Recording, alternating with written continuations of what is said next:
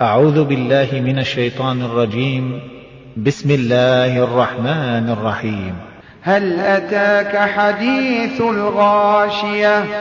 وجوه يومئذ خاشعة عاملة ناصبة تصلى نارا حامية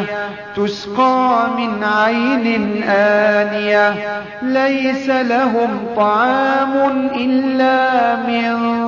ضريع لا يسمن ولا يغني من جوع وجوه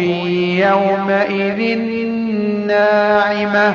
لسعيها راضية في جنة عالية لا تسمع فيها لاغية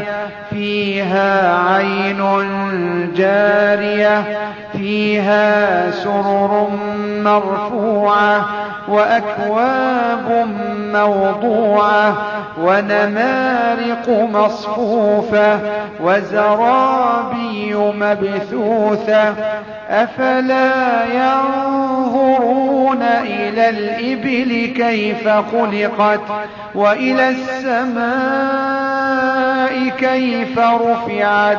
وإلى الجبال كيف نصبت وإلى الأرض كيف سطحت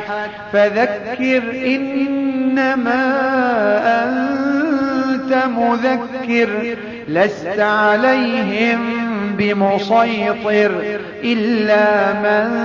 تولى وكفر فيعذبه الله العذاب الأكبر إن إلينا إيابهم ثم إن علينا حسابهم